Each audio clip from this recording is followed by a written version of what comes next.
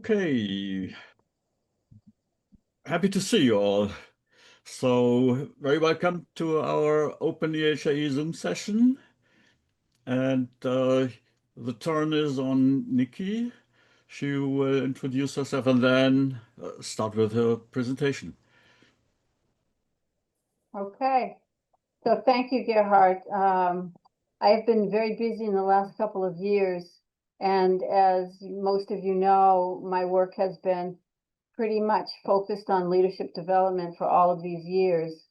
I began EHAE as a corporate consultant, I don't know how many years ago, doing leadership development, facilitation, executive coaching, and it's a career that I've had for more than 30 years. And then, as you know, all of a sudden, the landscape changed. So first there was COVID, and then came October 7th, 2023, which changed lives in the most unimaginable way now all over the world. The economy was struggling. Work as we knew it had all but disappeared. And I established Equisoul. First, I was part of something called Transcending Trauma, and later I established Equisoul, not as a solution to what was going on, but in response to the pain and the trauma that I was seeing all around me. Everyone, not just here in Israel, but all over the world, there's a quiet heaviness that didn't exist before. And Equisoul is my response to it, to the invisible toll, sometimes invisible, sometimes very visible, toll that trauma, anxiety, grief, burnout, life's challenges are creating for us.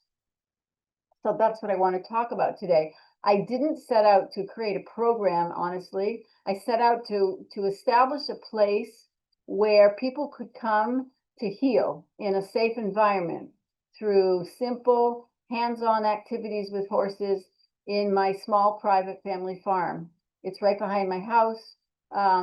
People will tell me that they feel that it's a healing place the moment they walk down the driveway, and they feel it's a place where they can experience intimacy, beauty, because it's very pretty and flowers, clean, it's full of love, and it's a safe environment for them. They are the only thing going on when they are here. There are no barking dogs, no, school lessons going on, no tractors running around. It's just for them. And they say that they feel held here by the horses, by each other. So you see in these pictures, this is just nothing other than grooming. We don't do this for 8 weeks, but we do spend time just grooming, and grooming not with the intent of to get the horse clean, which is what we do before we ride them, but grooming with the intent to connect, to understand what is the horse like, which brush does he like, where on his body does he like it, how do I know? And there's nothing more rewarding than seeing the evidence that you are making the horse feel good. Okay, so just simple exercises. So our healing comes in many forms, but generally we offer, the programs are free. I am working as a nonprofit and I'm fundraising. So I don't charge them for their attendance, their participation in the program.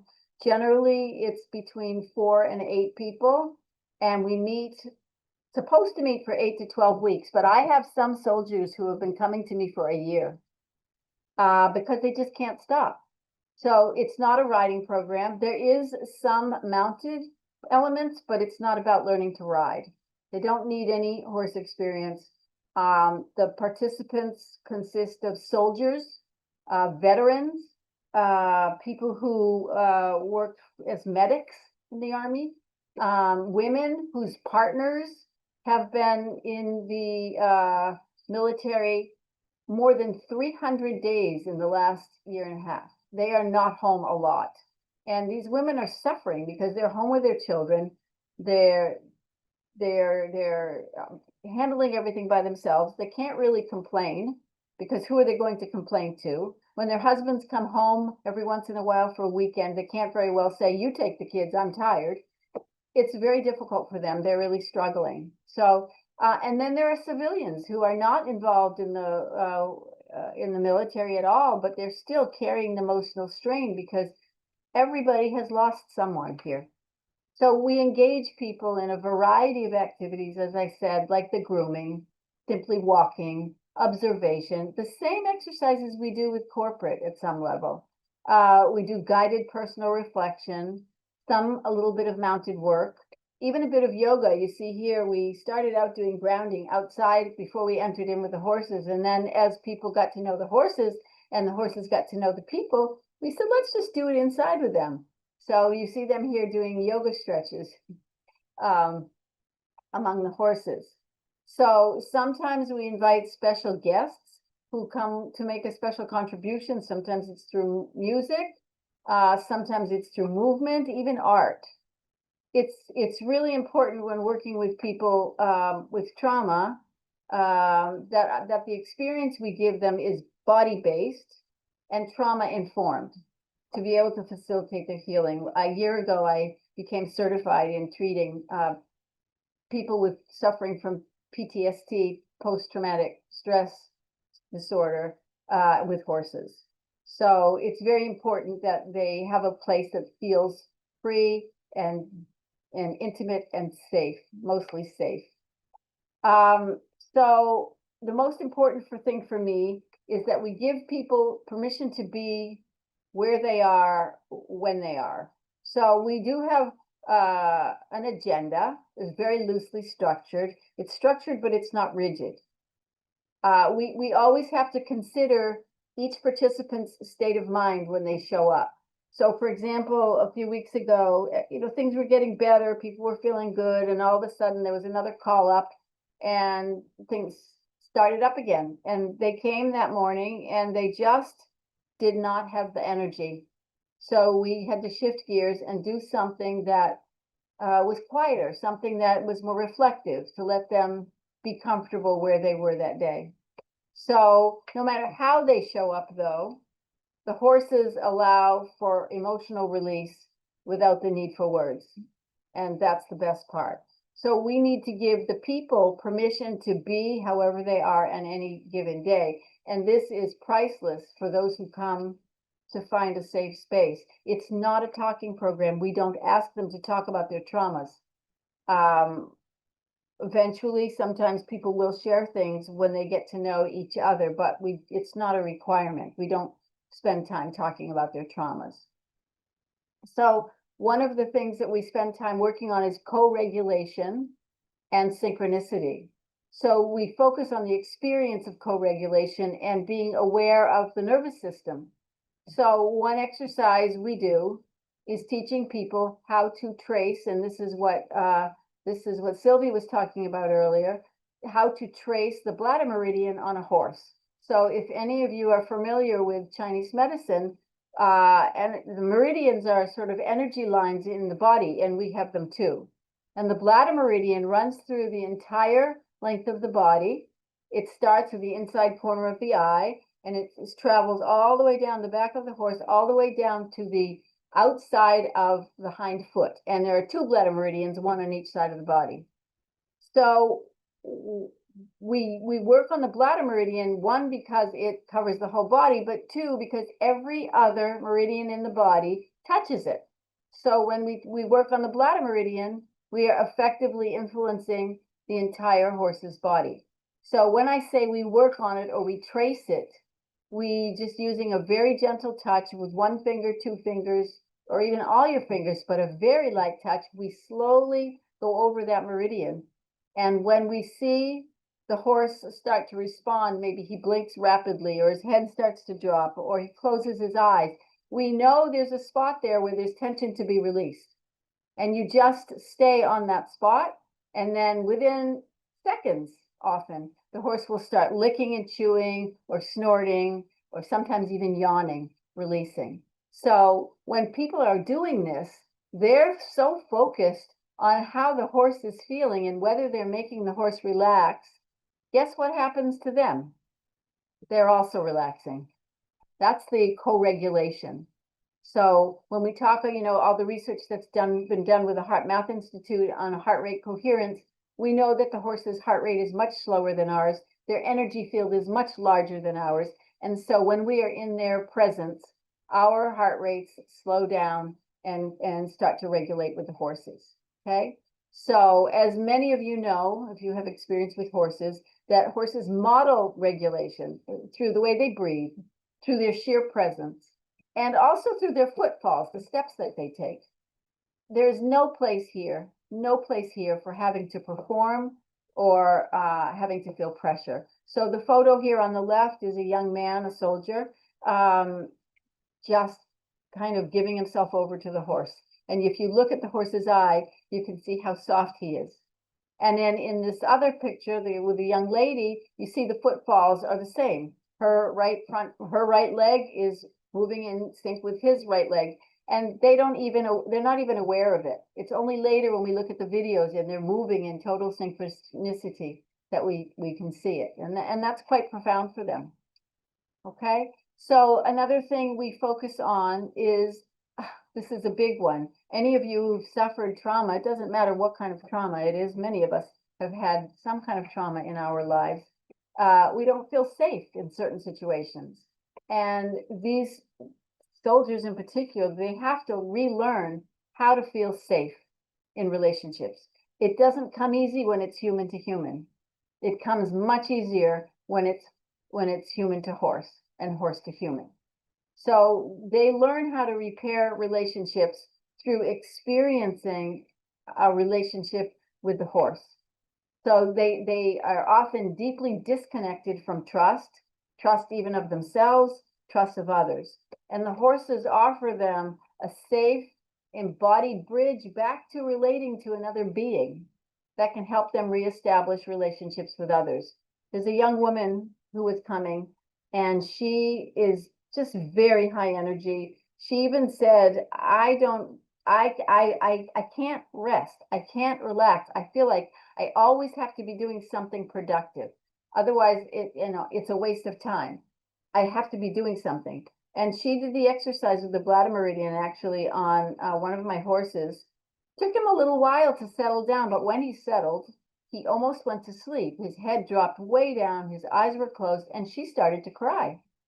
She said, I have never had this effect on anybody before. And just the experience of knowing that she could have this effect on the horse helped her understand that maybe she could have the same kind of effect with her children, for example, or her husband. So it's really a very important bridge to help them reestablish their relationships with others. The other thing we work on heavily in all of our work with the AHAE actually is about metaphors.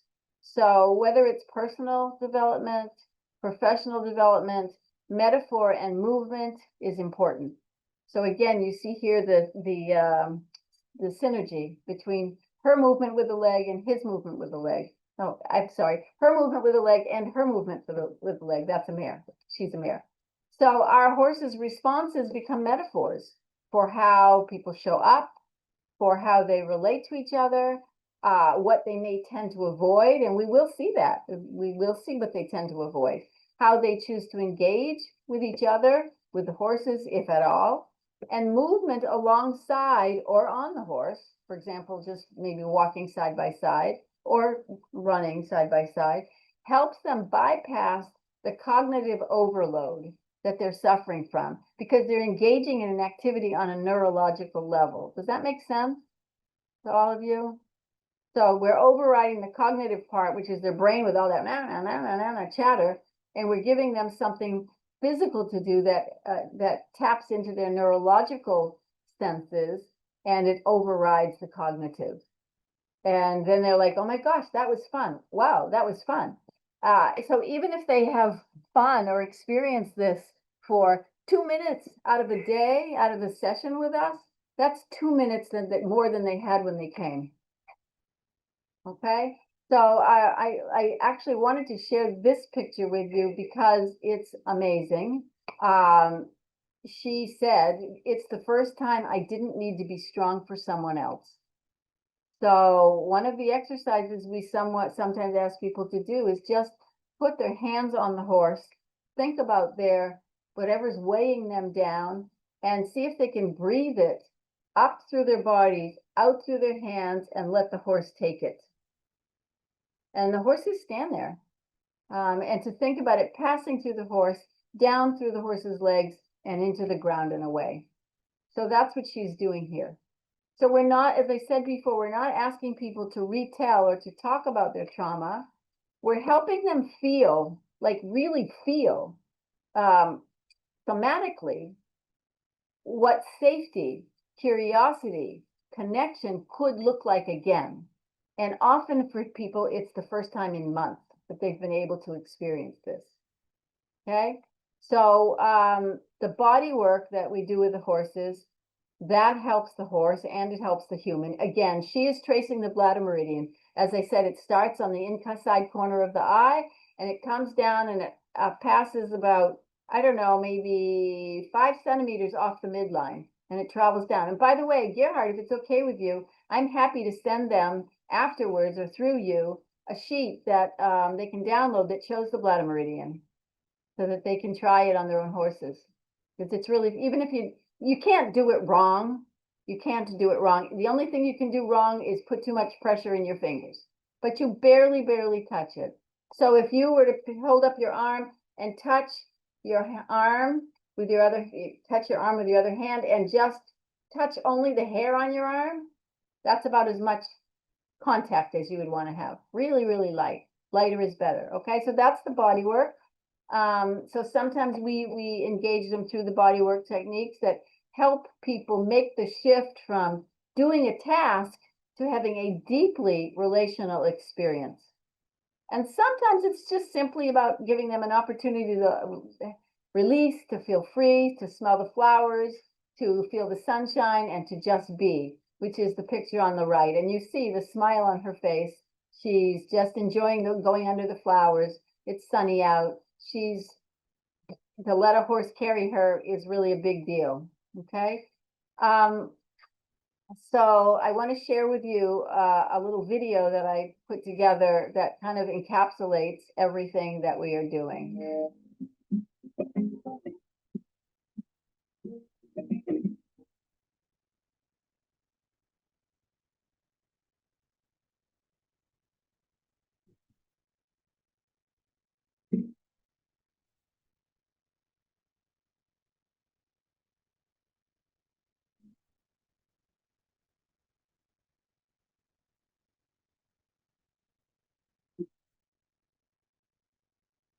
So I put that together just to give you a few other glimpses of the work that we're doing. And this was at we had a circle one day where a woman came and she spoke to us about mindfulness and movement. And the movement we did was just sitting in chairs. And we were in a big circle outside under the trees with the horses all around us. And one of the horses came over and he just plunked his chin on top of one of the women's heads and just sat there with his head on her head. And another horse came over and he just put his muzzle in this woman's hands. So I wanted just to give you a taste of the work we're doing, to give you a chance to ask any questions you might have. If you have any interest in doing this work, what it would take to get going, maybe how it relates to the leadership development work that we all are so familiar with. Any questions you have, I'd love to be able to answer them for you. So I'd like to open it up to questions now or comments, if that's okay.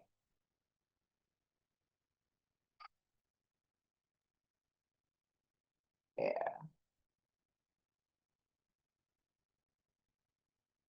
Any questions or comments or thoughts about it?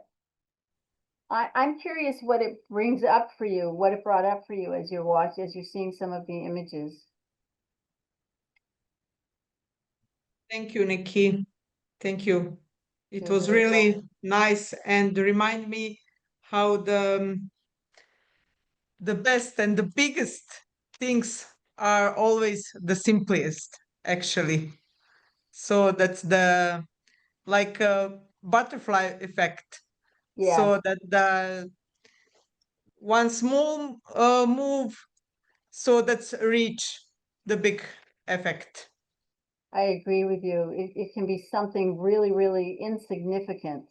And I have to tell you, we always, I should have said this earlier, but we always start with some kind of grooming But again, I use the phrase intentional touch. So when people who don't know horses so well, when they go up and they want to touch a horse, the first thing they do is on the face, right? And I ask them, before you touch the horses today, think about, who are you touching them for? Are you touching them for you?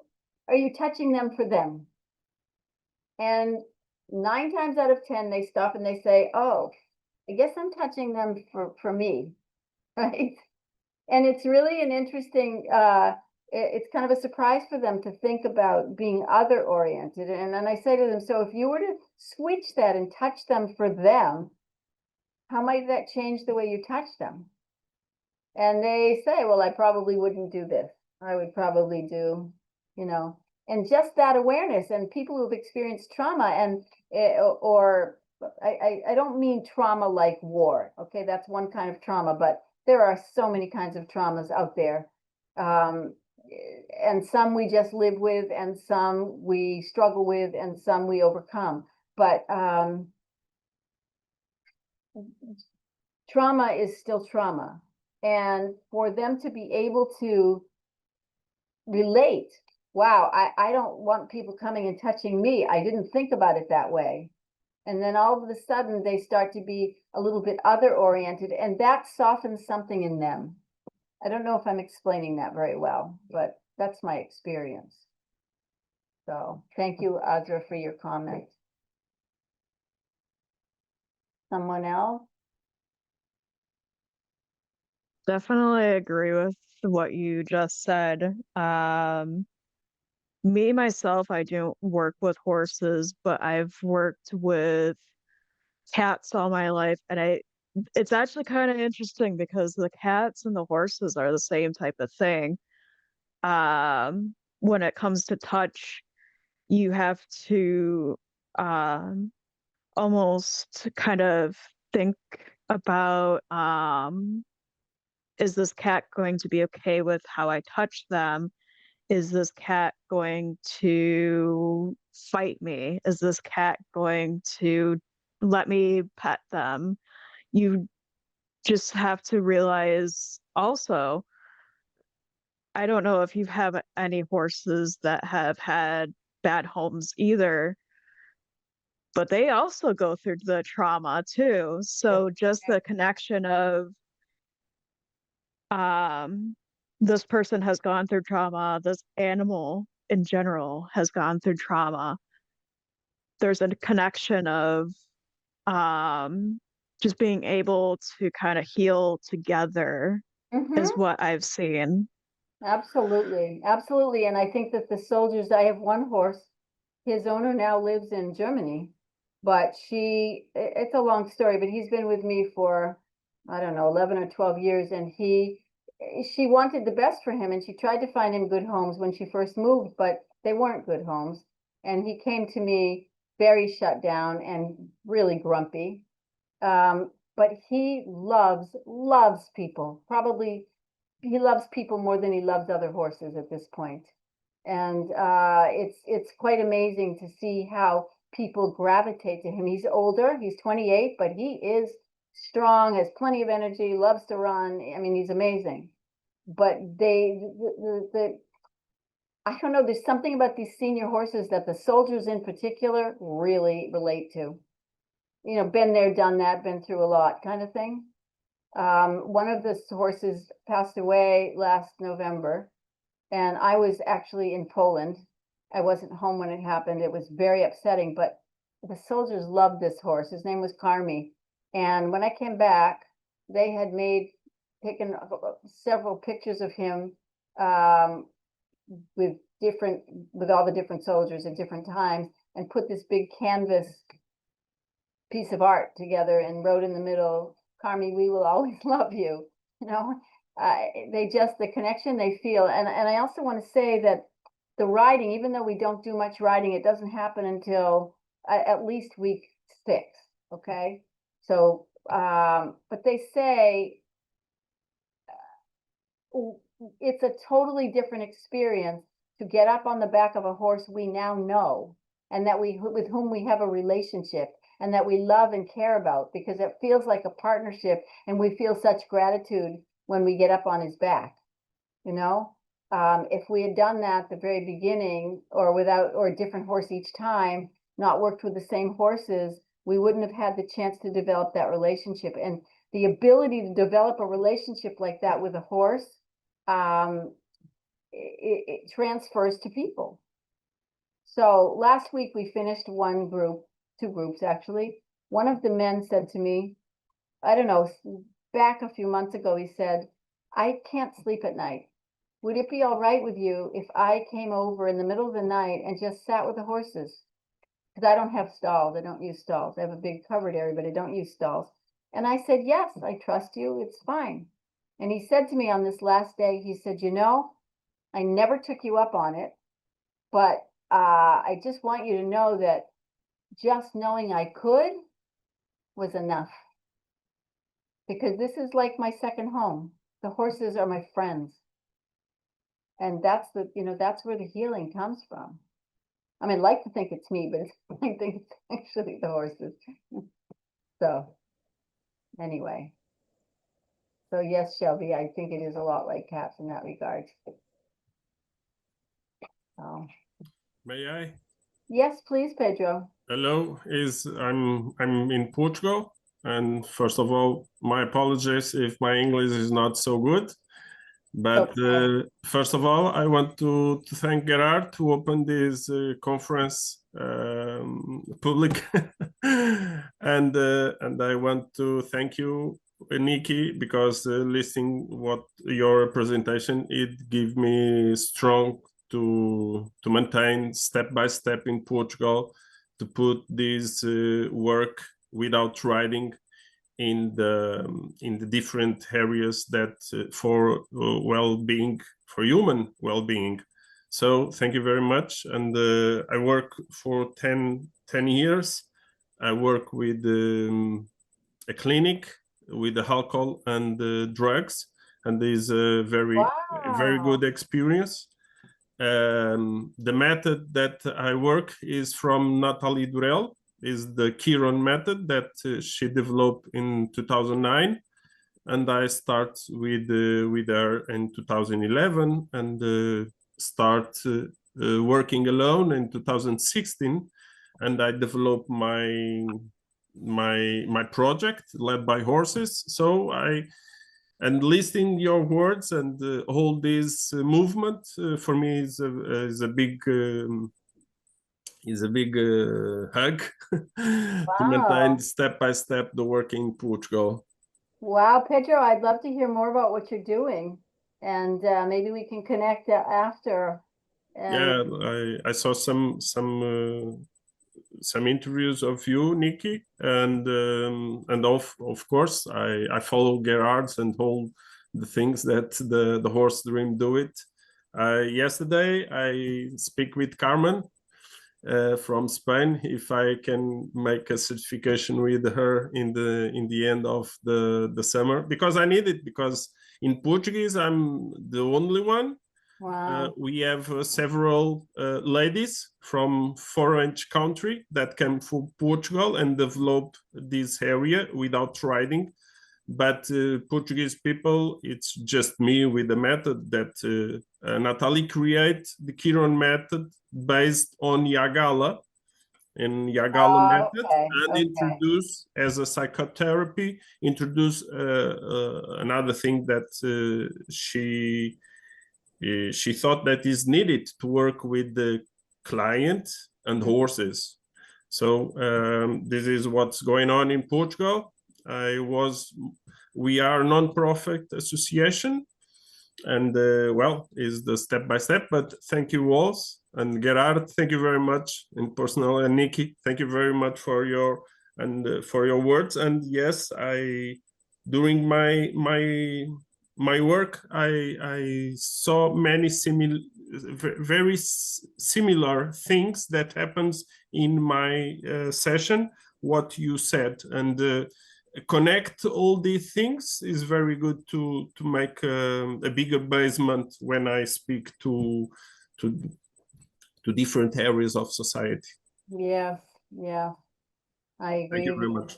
You're very welcome, and thank you for sharing. It's Thank very interesting what you're doing.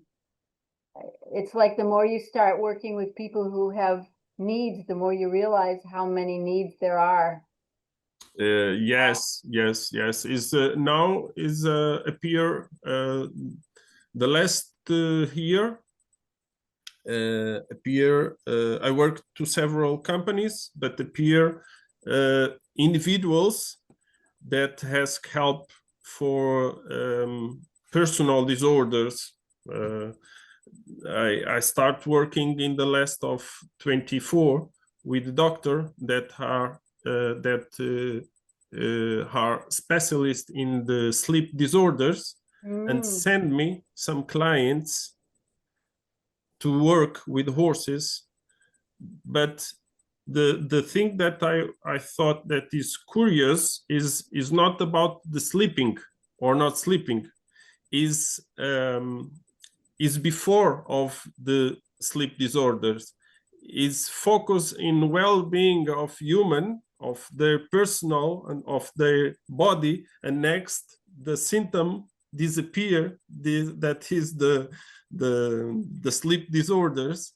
And this doctor make some session with me with 30 years of practice in medicine in hospital, different hospital in Portugal. And but she came first to feel the result of what's going on in this experience with horses. And is the first session for her is completely amazing. Is completely amazing. So I start, and now another therapist that work with the families that stay in the grief. Yes. And I receive a family in the last Saturday, just to a picnic in the middle of the herd of the horses, and hold them, stay in the, and the husband that lost the human, he chose a pony, but after that he said she goes away.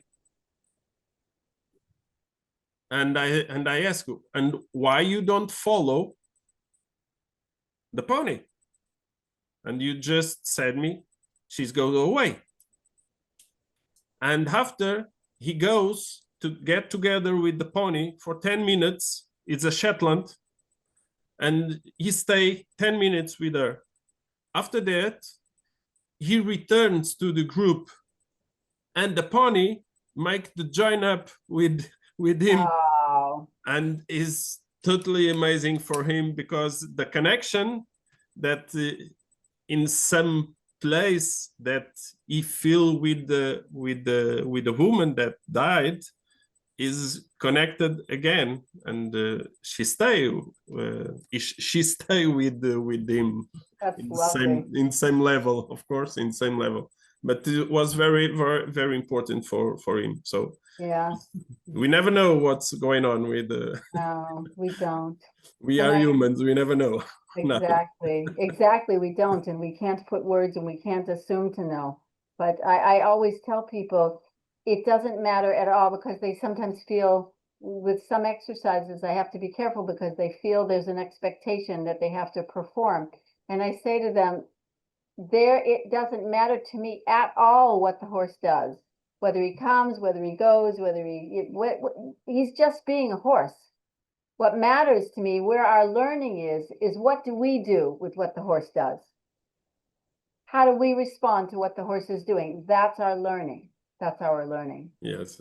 And I wanted to share another activity we did, and I didn't include it in this presentation, but it was amazing. We had an evening where I invited this woman who does the mindfulness meditation to come. It was only for women, but I'm planning on a different version for men. And it was at night from 8 to 10 p.m. So it was dark, and they came early. We had wine and cheese, and then we went out to the horses. And with the horses, we did this mindfulness and movement. It started out as being, we had music, started out as being, really slow and kind of mindful movement in our bodies. And then it advanced to the point where everybody was dancing, doing their own movement, dancing in the space to the music. The horses were like having a ball. Some people were hanging out with the horses, some people were dancing, and they came back in the room at the end of the 2 hours, and it was a completely different energy in the room. And the most important comment they said was, we wished it had lasted longer. There are so many things we can do to share space with horses that all they have to do is show up and be them. That's it. And you know, my horses are not school horses. They, like probably most of yours, they do not perform. They do not have, you know, automatic buttons. And sometimes it's frustrating for me because they won't do what I need them to do, or a simple leading and they're just like, I'm not going. You know, it's frustrating. I think, why can't they just do the person a favor and go? But that's where the learning is, right? It's and one rainy day, I don't have an indoor arena. And one rainy day, I have a big covered area, but I did, you know, it was rainy. We didn't want to stand outside. So they all brought musical instruments. And we just had a morning of figuring out which horse liked which instrument. And they were very selective about I have one, the 28-year-old grumpy horse. He really liked the drum. So the woman's standing next to him, drumming and drumming and drumming, and his head is down and he's asleep practically. And then the mare comes over and she wants to check out the drum, and he just turned around and was like, get away. And she left, and then he went back to hanging his head and closing his eyes. But it was really, even something as simple as bringing instruments out, kids' instruments, harmonicas, you know, xylophones, it doesn't matter what. And people had so much fun with that, really had a lot of fun with that.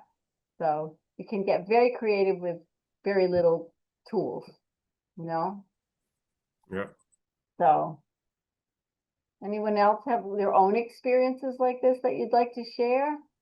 Yes, probably first, thank you very much, Nikki, for your presentation. It was very amazing to see how you are working. Also, thank you very much to Gerhard, which has the big idea to do this workshops. So fine. We are more or less doing in Switzerland leadership training and team building, and we have sometimes people that are in deep grief as well. Probably not in trauma, or probably as well, but we are not looking about that. From what I have seen, horses often need to release the grief they've absorbed, sometimes by simply galloping it out. Sometimes when the people can take the horse in their arms, we have to wait not too long, because the overtaking of grief can make, as in my experience I have done, is that they have to bring out this energy again, and that happens to me several times. Do you have also this experience with clients but with trauma? Yes, and I have to say that I do maximum 2 programs a week, because otherwise it's too much for them. And I have one horse who's very sensitive. Even in the middle of a session, he'll just go away and stand off to the side. And I say to him, I say to people, he needs to just, sometimes we need to step away, right? And so I'm so glad you brought that up. It's so important. It's so important to make sure that they have avenues to express themselves and to let go of it. And some horses are more sensitive than others, but I have seen that, and I so appreciate it. And it's a way to language also for the participants to say, sometimes we feel overwhelmed and we want to disconnect, and we need to let it out somehow. And the same is true for them. You know, I worked with a woman, doesn't matter, in the past, the recent past, and she said to me, I think you care more about the horses than you do about the people. And I said, I might say that differently. I said, it's true, I care about the horses a lot. I said, but if we don't care about the horses, they are not going to be good therapists. We have to take care of them if we expect them to be our partners in healing. And that's paying attention to their emotional needs.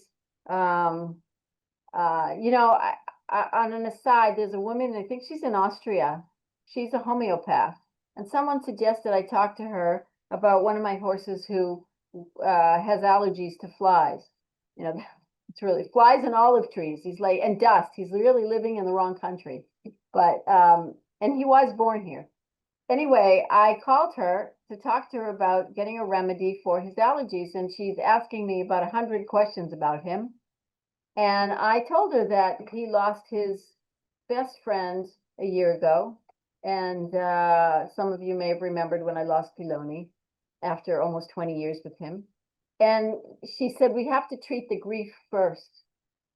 We can't treat the allergies until we treat the grief. And so she told me what to get, and I gave him the remedy. And he is better. He is better. And now we're treating the allergies, and it's working. Both of them have worked. But the grief is very real for the horses to carry it. And sometimes even after a ride, and we don't do much out there, but you know, I'm 68, so I don't really want to fall. And Gerhard, you can probably appreciate that. We don't want to be falling off horses. But when I come back and I get off of him, and I'll take off the saddle and he'll do exactly what you talked about, Urs. He'll just run and jump and kick and buck and, you know, let gas, and I feel like he's just releasing everything, you know, that he held himself together for me, and then he gets back and he's like, woohoo. So, yeah. But thank you for bringing that up about the horses, because it's so important. So important. Yeah. Thank you. Thank you. Anyone else like to add?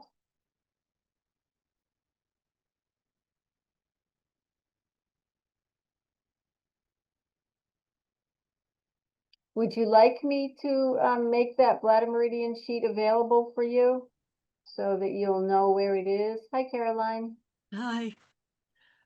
Would that be No, I helpful? just wanted to say how much I appreciated your talk and the Masterton technique that I just also came across. I had a friend come for the week and we did quite a lot of, and how profound it is.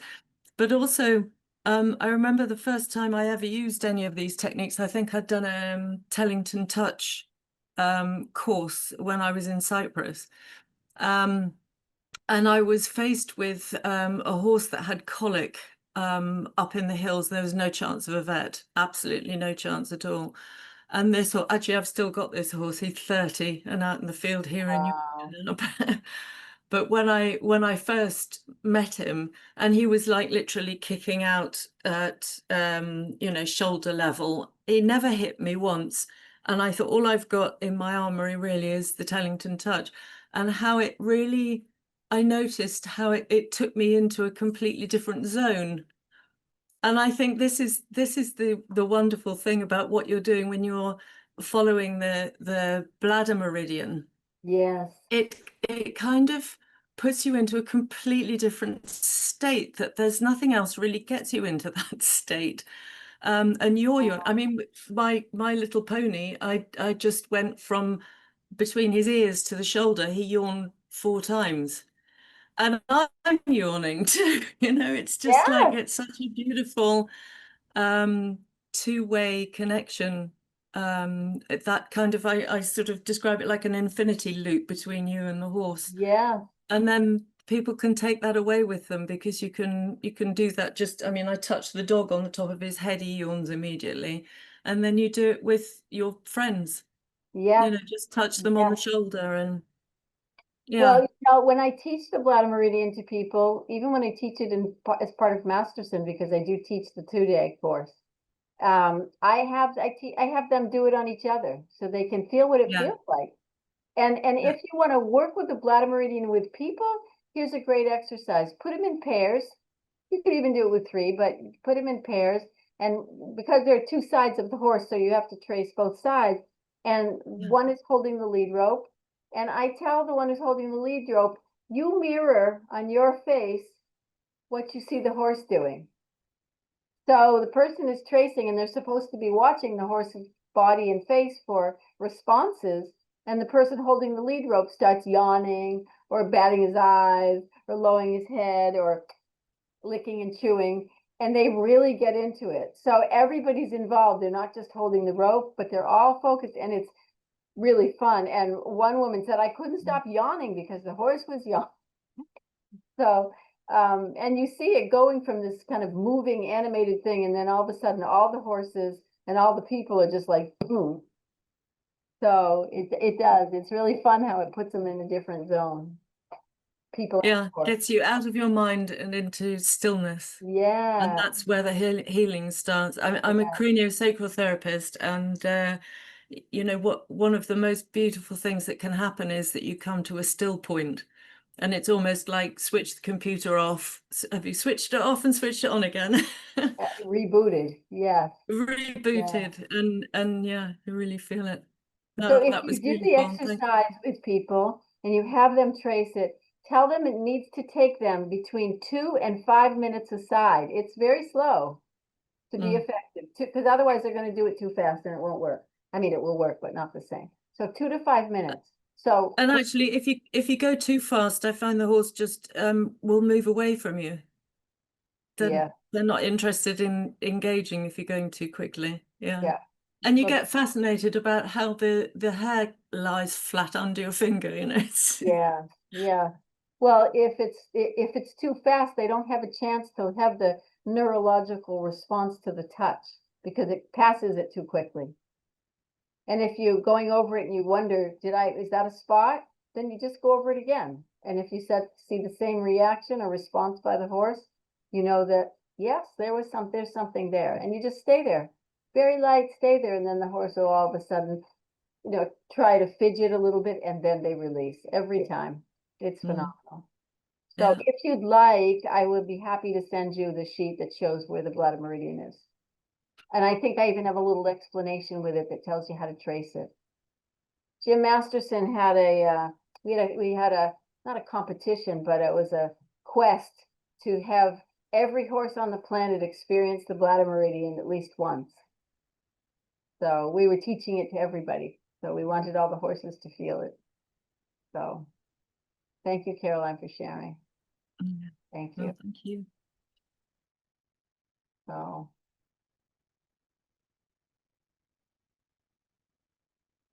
you've all been a really wonderful audience. I really appreciate it, and I feel honored that you came to listen.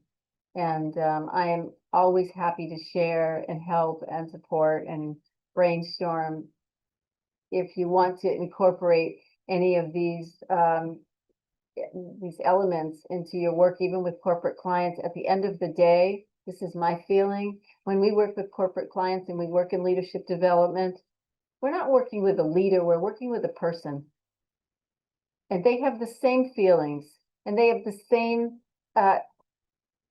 disappointments and challenges and pains and fears and anxieties. They're just coming through a different doorway. That's all. And often the key to unlocking their leadership is helping them unlock themselves. So one just comes through the name of therapy and the other one comes through the name of leadership development. But in my mind, they're really closely connected. So, yeah. Okay, so if there are no more questions, I think we finished the session. Thank you very much, Nikki. Thank you for giving me the opportunity, Gerhard, to share. And it's so nice to see all of you. I'm sorry I haven't been on the call so much. It's a hard time of day for me. Now that the sun sets later, I'm outside with the horses later. So we have to balance that. So anyway. Thank you, Nikki. Yeah, we've missed Thank you, Nikki. thinking about you. Thank you. Thank you so much, Nikki. When the missiles stop flying, I'd love you to come visit. Yeah, it's still on my bucket list, on the top of the bucket list. I know, and I'm still waiting. We will make it happen. We will. Thank you all so much. Thank you very much. Take Thank care. you. Bye-bye. Bye. Thank you, everyone. Bye-bye. Take care.